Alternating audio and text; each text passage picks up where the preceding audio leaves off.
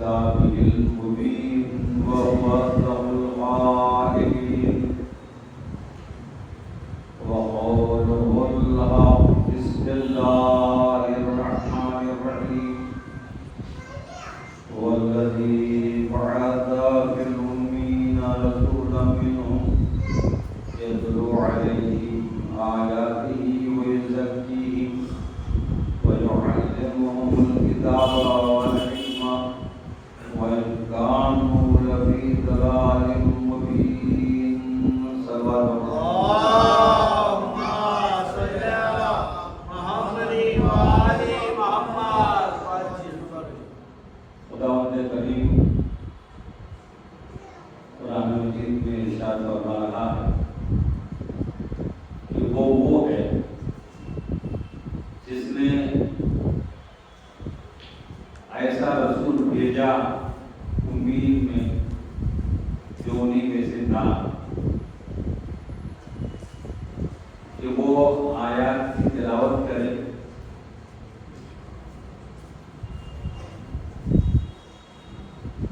ان کی نفوس کو پاک کرے، ان کو کتاب کی تعلیم دے اور حکمت سے آشنا کرے، جبکہ وہ کھلی ہوئی گمراہی میں تھے۔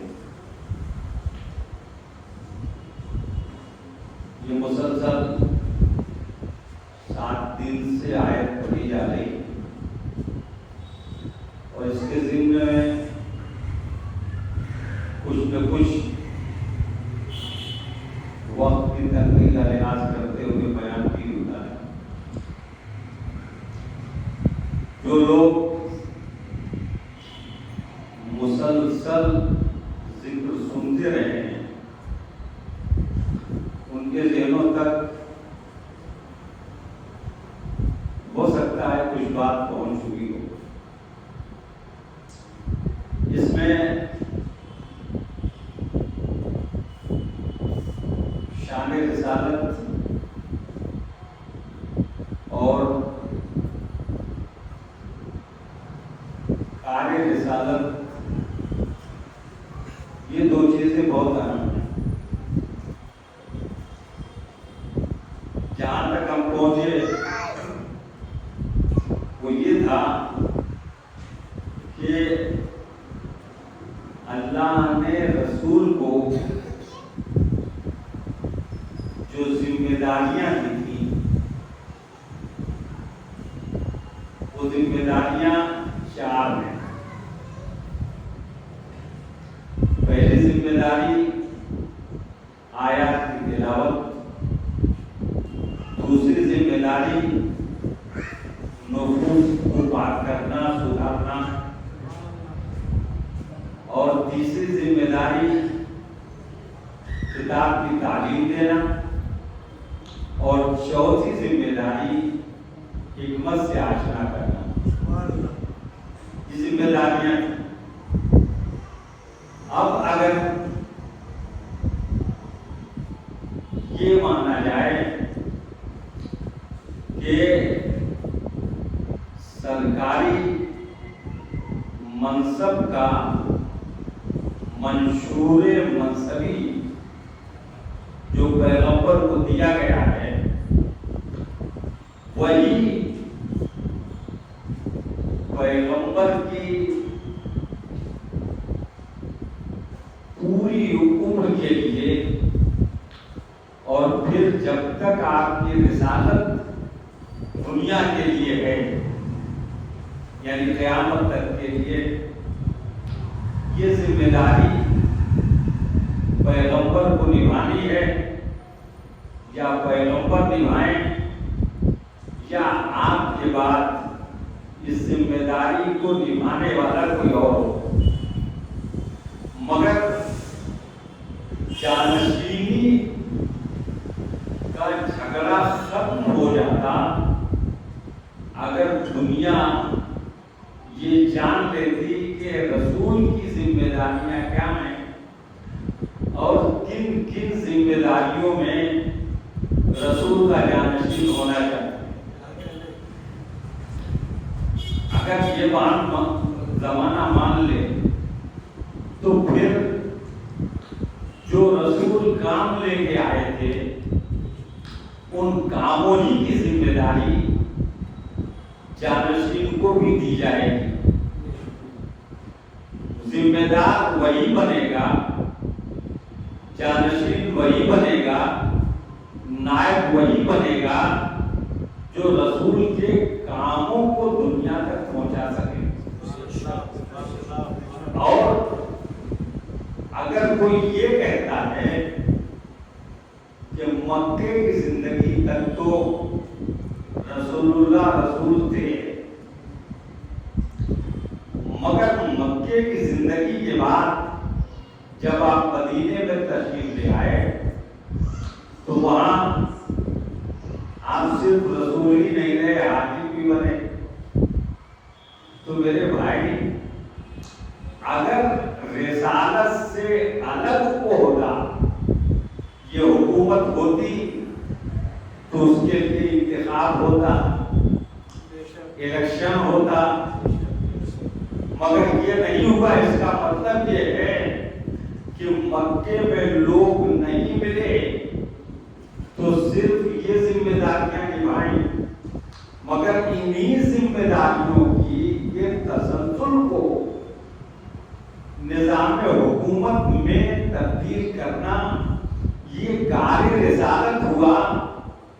لہذا جو جانشین ہوگا اس کو بھی حکومت کرنے, جیسے رسول کو حکومت کرنے کا حق تھا, الیکشن کر کے رسول کو حکومت نہیں کی گئی, ویسے ہی سمجھ رہے ہیں میری بات, ویسے ہی جو جانشین ہوگا اس کو بھی حکومت کرنے کا حق رہے گا.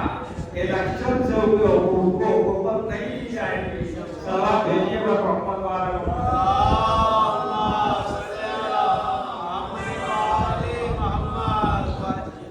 اس بات کو بچوں تک پہنچانے کے لیے ایک آسان بات عرض کی جائے. بچے تو نہیں جانتے, مگر ہمارا ملک ایک بہت بڑا ملک تھا پہلے. اس ملک میں تقسیم ہوئی تو ادھر جو لوگ رہے وہ تو اسی نام سے رہے, یعنی ہندوستانی, مگر دوسرا ایک ملک جو بنا جس میں سے اس کا نام آپ جانتے ہیں کیا ہوا, بولیے نا, پاکستان. اب ہندوستان اور پاکستان جب بن گئے, تقسیم ہو گئی, تو ادھر کے لوگ ادھر گئے, ادھر کے لوگ ادھر آئے. وہاں جو گھر خالی ہوئے ان گھروں میں ادھر کے لوگ گئے, اور ادھر جو گھر خالی ہوئے ادھر کے لوگ ادھر آئے. اب ڈاکٹر کا گھر خالی ہوا تھا تو مولانا آ گئے, مولانا کا گھر خالی ہوا تھا تو بڑھئی آ گیا. اب اگر یہ کہا جائے کہ صاحب جو ہے وہ چونکہ ڈاکٹر کے گھر میں یہ آ گئے مولانا صاحب, تو اب ان کی ذمہ داری یہ ہے جگہ پہ بیٹھنے کی بات ہے نا, تو ڈاکٹر کی جگہ پہ بیٹھا نہیں ہے, مولانا صاحب بیٹھے, ان کی ذمہ داری ہے کہ ہارٹ کا آپریشن کریں. کرتے کہ مولانا نہیں جی, مولانا کے گھر میں بڑھئی سدان جس کو آپ بولتے ہیں وہ آگے بیٹھ گیا, تو کیا جو مولانا سے مسئلے پوچھتے تھے اس سے بھی مسئلے پوچھیں گے؟ کبھی اس کی ذمہ داری ہے, ان کی جگہ پہ تو بیٹھا ہوا ہے, ذمہ داری بن گئی اس کی جگہ.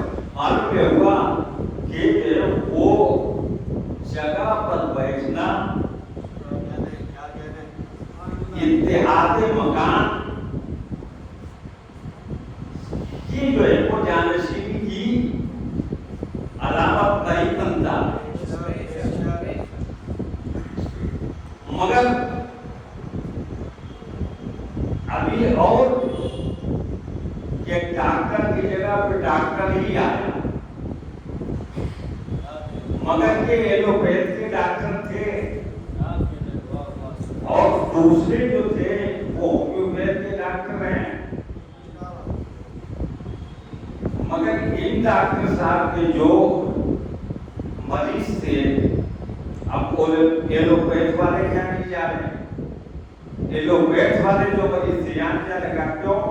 کہا بھائی کام تو ایک ہے دونوں کا، مگر طریقہ کار دونوں کا الگ ہے، تو معلوم یہ ہوا کہ کام بھی ایک ہو، طریقہ کار بھی ایک ہو،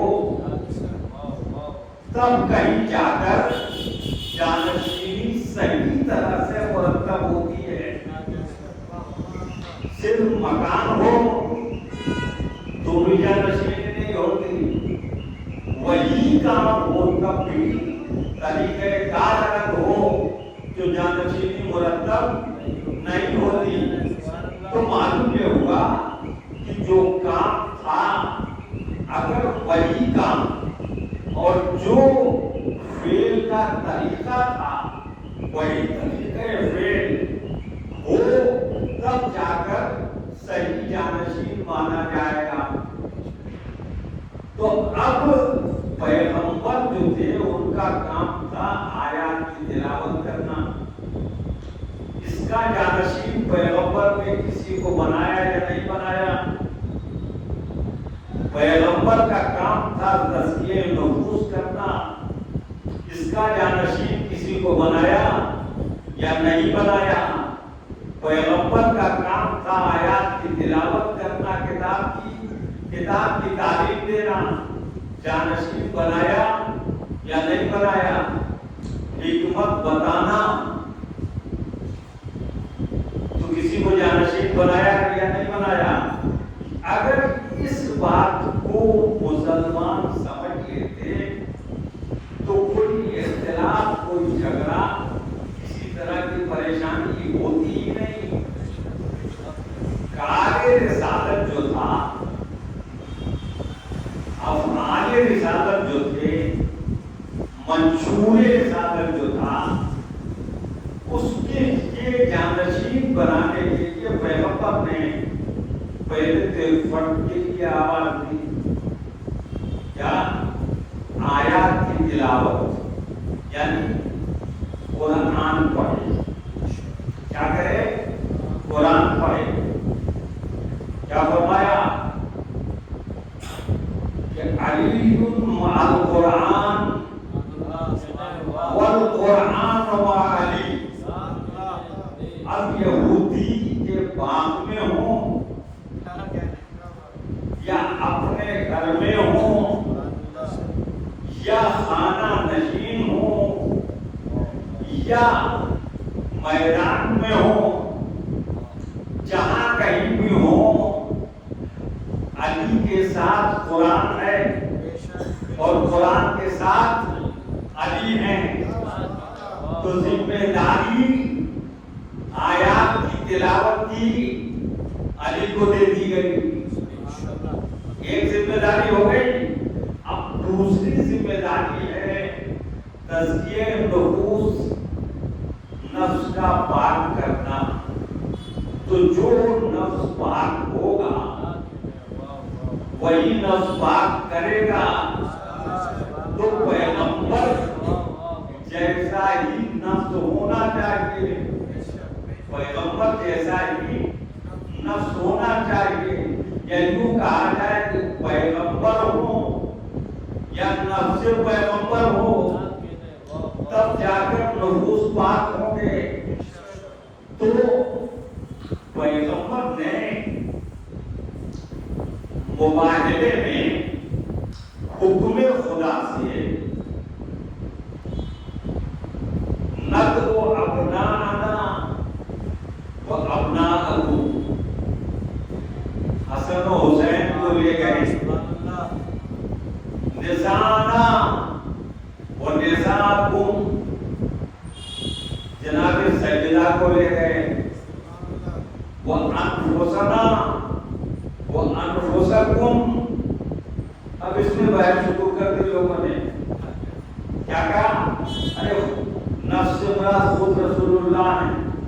تو بھائی جو ہے وہ ہم بلائیں اپنے بیٹوں کو، ہم بلائیں اپنی عورتوں کو، تو جو ہے وہ بیٹوں کو تو بلا کے لائے، عورتوں کو تو بلا کے لائے، یعنی عورت یعنی جناب سیدہ کو، میرے بھائی یہ انفسنا جو بلائے گئے تو جو ہے وہ یہ حضرت علی کی موجودگی تو ہے، تو جب آئے بلائے گئے تو یہ کس جگہ پر بلائے گئے تھے؟ تو سب کو ماننا پڑا کہ نفس کی جگہ پہ بلائے گئے تھے، تو بھائی نفس کون ہوا؟ علی۔ اچھا نفس وہ ہے جو ساری قوتوں پر حاکم ہوتا ہے، یہ کیوں سمجھے کہ ہاتھ میں کچھ اٹھایا، کان میں کچھ سنا، آنکھ میں کچھ دیکھا، زبان میں کچھ چکھا، پاؤں چلا، تو جو ہے وہ ابھی یہ ہاتھ میں اٹھایا، آنکھ میں دیکھا، ایک ایک الگ الگ فعل ہے، مگر جب آپ سے کوئی پوچھے کہ ہاتھ میں اٹھایا تو کس کے ہاتھ میں اٹھایا؟ آپ نے کہا میرے ہاتھ میں اٹھایا۔ پاؤں چلا، کس کا پاؤں چلا؟ زبان نے چکھا، میری زبان نے چکھا، ٹھیک۔ آنکھ نے دیکھا، میری آنکھ نے دیکھا، کان نے سنا، میرے کان نے سنا، تو یہ میری جو ہے یہ کون ہے جو اندر سے بول رہا ہے؟ معلوم یہ ہوا کہ ابھی تک ہاتھ کا فعل الگ تھا، آنکھ کا فعل الگ تھا، زبان کا فعل الگ تھا، کانوں کا فعل الگ تھا، مگر ایک اندر بیٹھا ہوا کہہ رہا ہے کہ میرے ہاتھ کا کام تھا، میری آنکھ کا کام تھا، میرے کانوں کا کام تھا، میری زبان کا کام تھا، میرے پاؤں کا کام تھا۔ معلوم یہ ہوا کہ ساری قوتوں پر ایک ہے جو حاکم ہے، اسے کہتے ہیں نفس، اور نفس ہے اخلاق کا مرکز، اور نفس جیسا ہوگا ویسی ہی پاکیزگی اور صفائی کا مالک ہوگا۔ رسول نے علی کو اپنا نفس بنا کر مباہلے میں پیش کر کے بتا دیا کہ اب قیامت تک رسول کی جانشینی یہی علی کا نفس کرے گا، جو نفسوں کو پاک کرے گا، طاہر کرے گا، طہارت عطا کرے گا۔ سلام بھیجیے پر محمد والا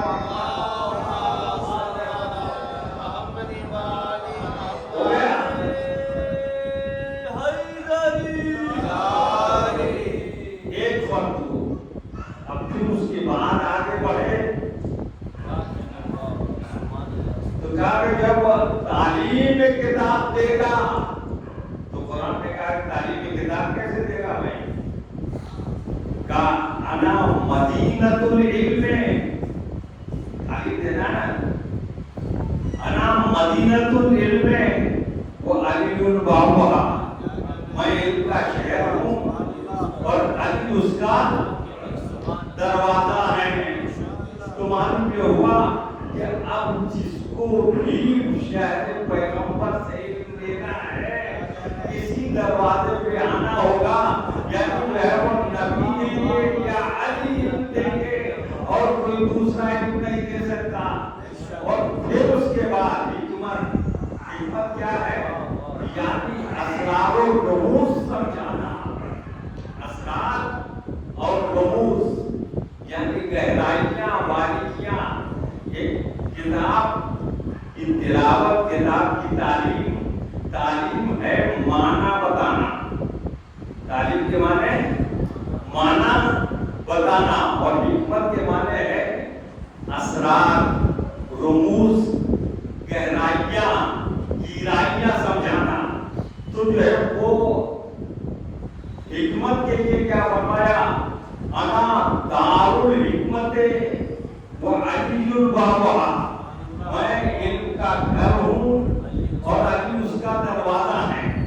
وہاں شہر کہا اور دروازہ کہا، یہاں گھر کہا اور دروازہ کہا۔ پیغمبر یہاں بھی شہر کہتے تھے، پیغمبر ارشاد فرمایا تمہیں پتہ نہیں ہے حکمت علم شہر میں مل سکتے ہے हिकमत जो है वो हिकमत घर में मिलेगी।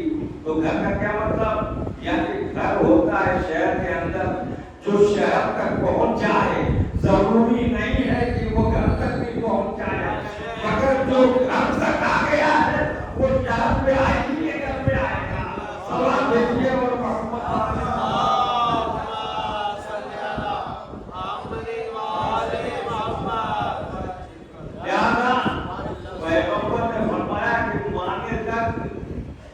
किसी हद तक लोग पहुंचने की कोशिश करेंगे, चाहे सही माना समझे या गलत, मगर कहेंगे कि हमने ये माना समझ लिया है, मगर राज को, रुमूज को समझाना बड़ा मुश्किल है। लिहाजा मैं अर्ज करूं कि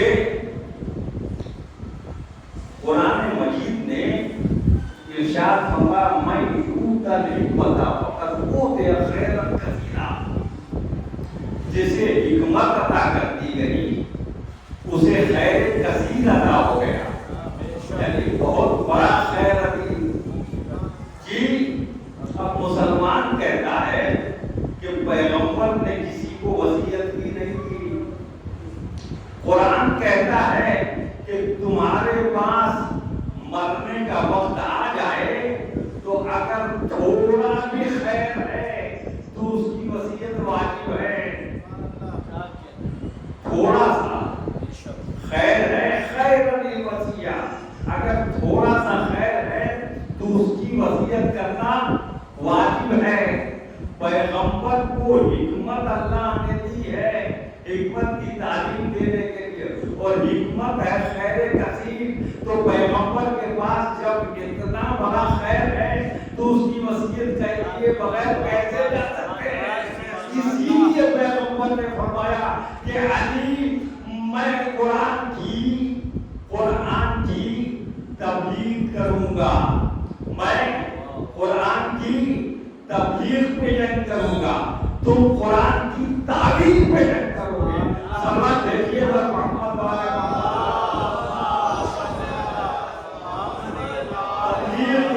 पहुंचाना है, ताबीर हिकमत पहुंचाना है, राम बताना है, ये है शान।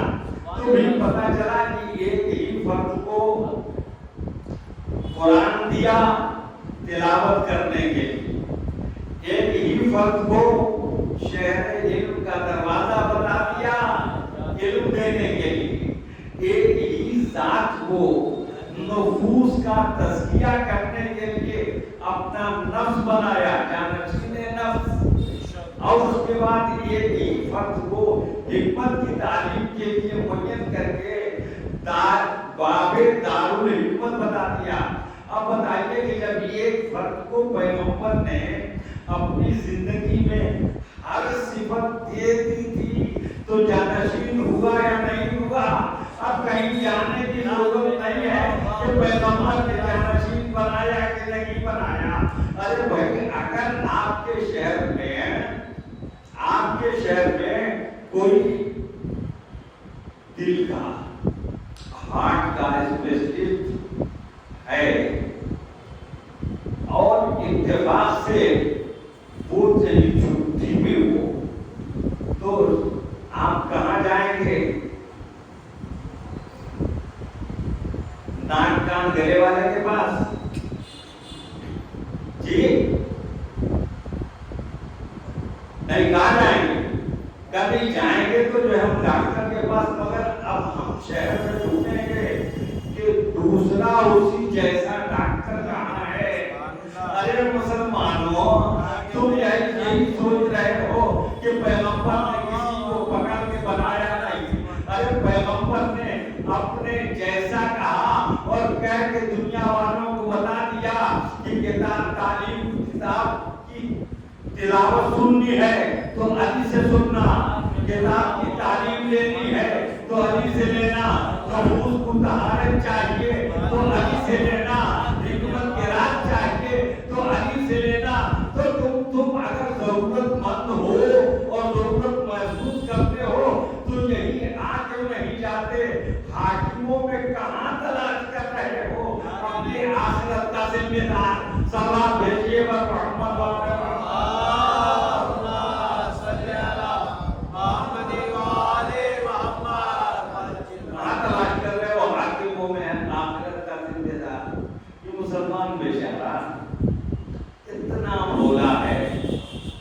کہتا ہے کہ یہ امرہم شورا بینہم، کیا کہا؟ امرہم شورا بینہم، پیغمبر نے مسلمانوں کو مشورے کی چھوٹ دے دی، اللہ نے اپنی ہدایت کی ذمہ داری واپس لے لی، یعنی اب اپنے امر اس کا شورا یعنی مشورہ تم کر کے ہاتھی بنا لینا، اور پروردگار نے نمازوں میں 5 بار سورہ حمد میں اہدنا الصراط المستقیم واجب کر کے مسلمانوں سے کہا کہ مجھ سے ہدایت مانگو۔ پروردگارہ جب تو نے اپنے رسول کے بعد مسلمانوں کو اختیار دے دیا ہے تو اب تجھ سے کیوں ہدایت مانگے؟ سلام بھیجیے گا محمد والا محمد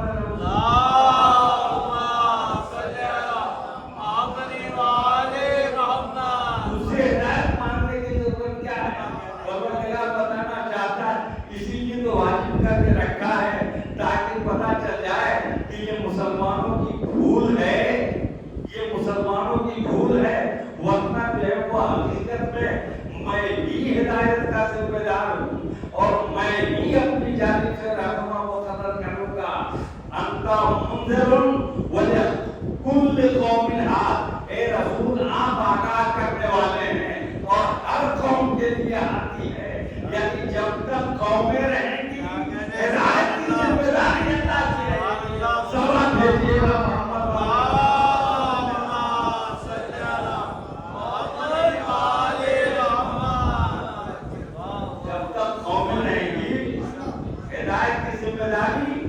اللہ کے رہے گی، اور جب اللہ کی جانب کا ہوگا تو اعلان یا اللہ کرے گا یا رسول کریں گے، اعلان یا اللہ کرے گا یا رسول کریں گے۔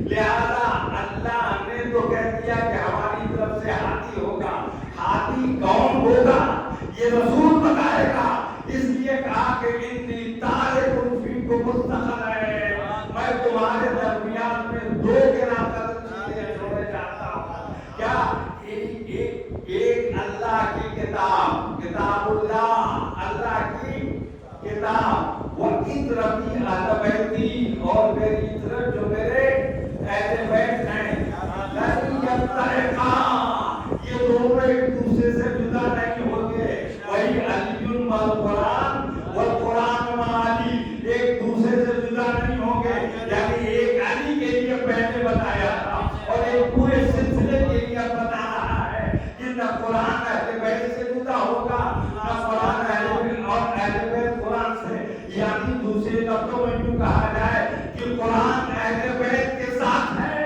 اور اہل بیت قرآن کے ساتھ ہے۔ سلام بھیجیے گا محمد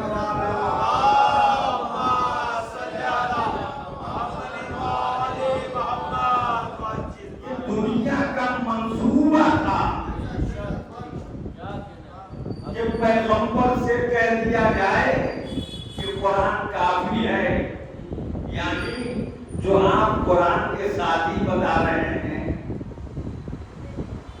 اگر پیغمبر نے حدیث ارشاد فرما کے یہ علی قرآن کے ساتھ ہے اور قرآن علی کے ساتھ ہے، اہل بیت قرآن کے ساتھ ہیں اور قرآن اہل بیت کے ساتھ ہے، لن یفترقا حتی یردا علی الحوض، یہ دونوں جو ہے وہ ایک دوسرے سے جدا نہیں ہوں گے جب تک یہ پہنچ نہ جائیں میرے پاس حوض کوثر تک۔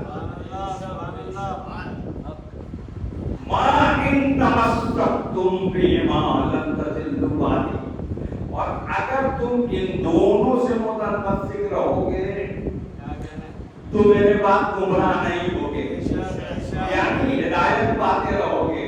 تو معلوم یہ ہوا کہ وہ ہاتھیوں سے تمسک گمراہی سے بچاتا ہے، گویا پیغمبر نے بتا دیا کہ قرآن بھی آتی ہے، اہل بیت بھی آتی ہے، فرق اتنا ہے کہ قرآن خاموش آتی ہے، لہذا تم چاہ رہے تھے کہ قرآن کو لے کر ہم جو چاہے کرتے رہیں، مگر قرآن کا خاموش آتی ہونا اس بات کی دلیل تھی کہ اس کے لیے کچھ پیکر بھی ہوں، کچھ مرکب بھی ہوں، کہ قرآن کی آیتوں کا مجسمہ بن کر دنیا کو بتاتے رہیں کہ ہاتھی قرآن بھی ہے، ہاتھی اہل بیت میں ہے، مگر فرق یہ ہے کہ خاموش بولے گا نہیں، ناطق ہمیشہ تمہیں ٹوکتا رہے گا۔ سوال دیکھیے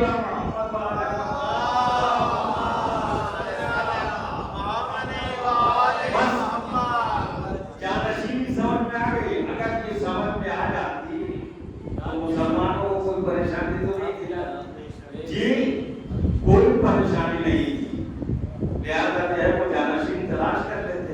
بھائی مریض میں آ گیا ایک بات کہہ کے کل کے لیے یہ چھوڑتا ہوں، بھائی مجھے بتائیے کہ مریض کو پتا ہے کہ میرا مرض کیا ہے، اسی ڈاکٹر کے پاس تو جائے گا جس ڈاکٹر سے اس کے مرض کا علاج۔ ہر مسلمان کو آخرت چاہیے، ہر مسلمان کو آخرت چاہیے، آخرت کی استواری، آخرت میں ثواب، آخرت میں نجات اور آخرت میں بلندی درجات اور آخرت میں جنت، ہر مسلمان کو یہ چاہیے نا۔ تو یہ سب جتنے مسلمان ہیں، ہر مسلمان کو آخرت کا مریض ہونا چاہیے، یہ دنیا کا کس کا مریض ہونا چاہیے؟ آخرت کا۔ تو آخرت کا مرض علاج لے کر پیغمبر آئے ہیں آخرت کے مرض کا، اور پیغمبر کا جانشین ہی آخرت کے مرض کا علاج ہے۔ اب سمجھ میں آ گیا کہ جب سب حساب و کتاب ہو جائے گا اور اس کے بعد فرشتوں سے کہا جائے گا انہیں روکو، ان سے پوچھا جائے گا۔ کیا پوچھا جائے گا بھائی؟ یسألونہم، تو مفسرین راضی اور بڑے بڑے مفسرین نے کیا لکھا؟ یسألونہم عن ولایت علی ابن ابی طالب۔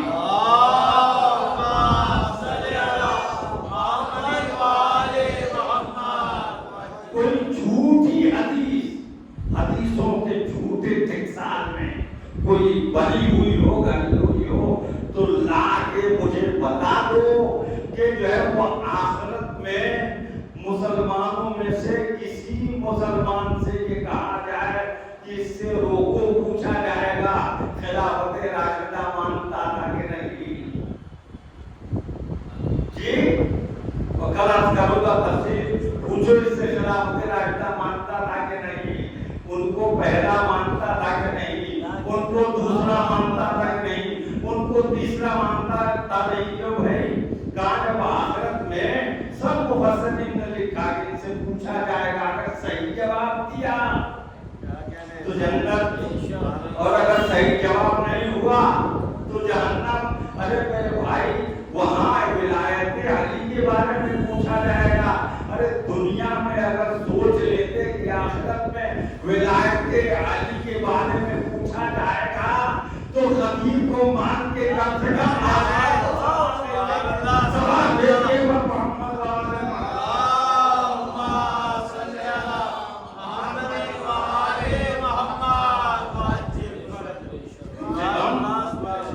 آخرت تو سمجھ لیتے، مگر تو میرے بھائی یہاں تو مست ہیں۔ اب آخرت میں دیکھی جائے گی، مگر پریشانی یہ ہے کہ جو ہے وہ اب ان سارے مسلمانوں کو بتا دیا گیا کہ بھائی آخرت میں جو تمہارے کینسر کا ٹیسٹ تھا وہ آخر میں ہوگا، تو بھائی جو ہے وہ شکاری ہو گیا اگر جو ہے وہ کینسر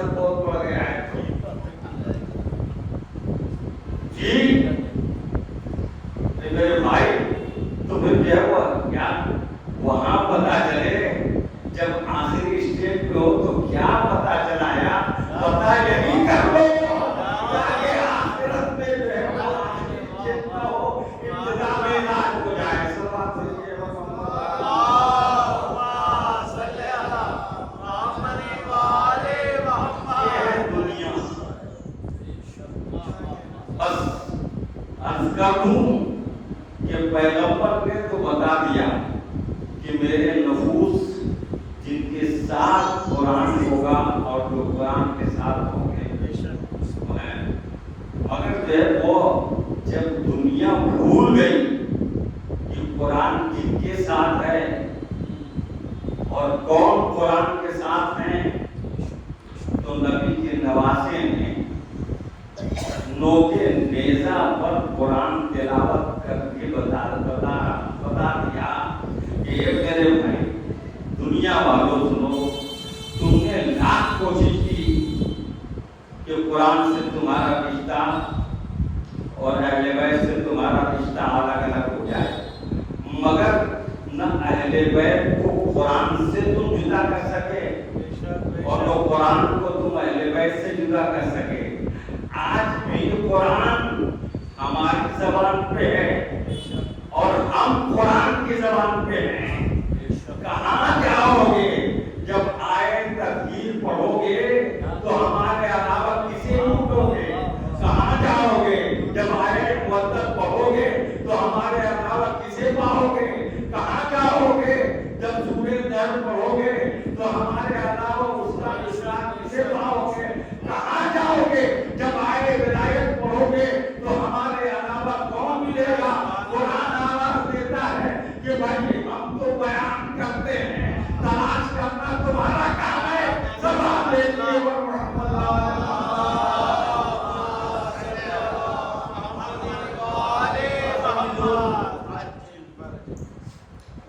بے شک دنیا نے اتنی کوششیں کی کہ قرآن و اہل بیت کو جدا کر قرآن کے بھی ٹکڑے ٹکڑے کی، اسے بھی تیر مارے گئے، مصائب کا شکار قرآن بھی رہا اور اہل بیت کے بھی ٹکڑے کر دیے گئے، اور آج تک مسلمان ان کے فعلوں کو، ان کے کاموں کو، ان کے کارناموں کو، ان کے سیاہ کارناموں کو مسلمان آج تک سراہنے کی کوشش کر رہے ہیں۔ کبھی کہتے ہیں کہ یزید کو تو پتہ ہی نہیں، یہ سب ابن زیاد نے کر دیا۔ کبھی کہتے ہیں کہ عمر سعد نے کر دیا، ورنہ یزید کو پتہ چل جاتا کہ یہ ہو رہا ہے تو یزید یہ نہیں ہونے دیتا۔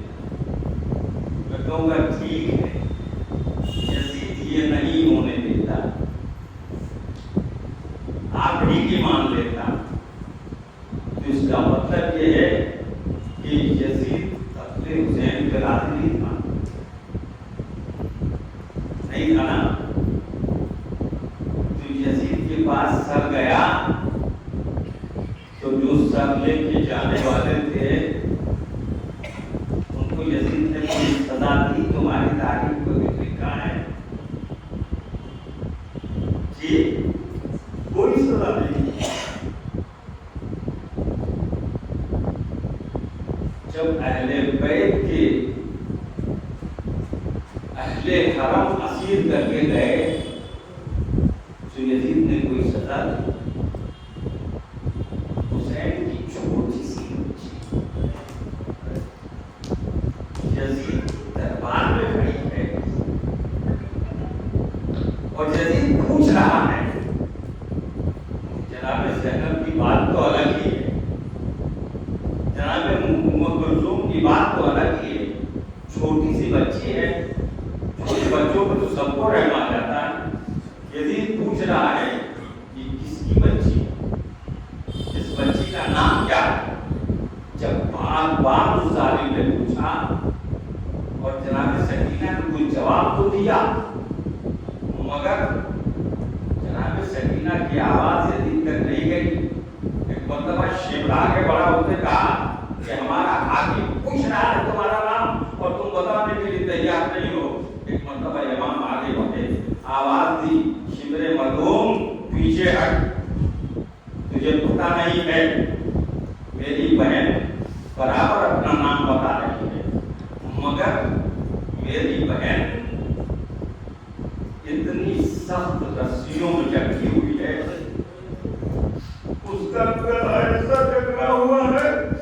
اس کی آواز باہر نہیں نکل رہی ہے. ارے ظالم آواز دیتا ہے. اچھا تو اس بچی کے ہاتھ کانوں پہ پڑے. آواز دی اس بچی کے کانوں پہ زخم ہے. اس شمر نے کھینچ کر نکالا. بچی سے یزید نے ایک جملہ پوچھا. دادا رسی ڈھیلی کرو میں اس بچی سے بات کرنا چاہتا ہوں. بس جب رسی ڈھیلی ہوئی تو جملہ پوچھا. اس نے پوچھا کہ جو ہے وہ یہ بتاؤ کہ ہماری حکومت کو کیسا محسوس کرتے ہو. 9 چھوٹے سے بچے تھے. اس سال پوچھ رہا ہے تو بچی سکینہ بھی حسین کی بیٹی تھی. کیا ایسا محسوس کر رہی ہوں کہ اگر اس وقت ہمارے نانا رسول خدا آ جائے تو یزید وہ ہمارے ساتھ بیٹھیں گے, تمہارے پاس نہیں بیٹھیں گے. ارے یزید لاجواب تو ہو گیا. مگر ظالم نے جملہ کہا. سکینہ اتنا بتاؤ کہ کیا تمہارے بابا حسین تمہیں بہت چاہتے تھے؟ سکینہ نے کہا ہمارے یزید ہمارے بابا بہت چاہتے تھے. کیا تمہارے بابا تمہیں بہت پیار کرتے تھے؟ بہت پیار کرتے تھے. کہا سکینہ کیا تم اپنے بابا کی محبت کا امتحان دے سکتی ہو؟ ارے ظالم اتنے دکھی دل بچوں کو تم کون رہے اور دنیا کے نبی یزید. اللہ اکبر. جناب سکینہ نے کہا کیا امتحان ہوگا؟ کہتے وہ تیرے باپ کے گھر مقصد سے جناب رکھا ہوا ہے. اگر تیرے بابا تم سے بڑی محبت کرتے تھے ایک مرتبہ بابا کو پکار, تیرے بابا آ جائیں گے تیری گود میں تو سمجھوں گا کہ تیرے بابا بہت پیار کرتے تھے. اللہ اکبر. چلے ہوئے کتے کا دامن پھیلایا اور جی بابا. ارے بھائی دربار میں آپ کی بیٹی سے آپ کی محبت کا امتحان ہے. اے بابا دربار میں اپنی بیٹی کی لاج رکھ لو. اے بابا آپ بتا دیجئے کہ سکینہ سے حسین کو کتنا پیار ہے. ارے سینے پہ سونے والی اپنی آغوش میں بلا رہی ہے. ایک مرتبہ تختے طلا سے سر اٹھا ارے چلتا ہوا حسین کی دل کی تمنا. ارے آرزو سکینہ کی آغوش میں آیا سا منہ میں وہ رکھ دیا. دربار میں کونا بابا ہو گیا.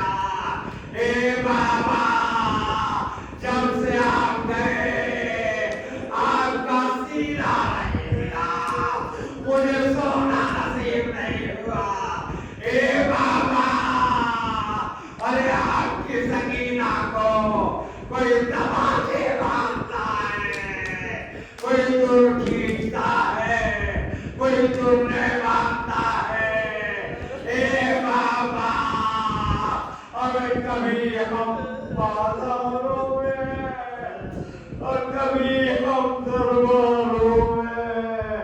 اجکم اللہ وسيعلم الذين ظلموا أي منقلب ينقلبون. إنا لله وإنا إليه راجعون. رضا بقضائه وتسليما لأمره.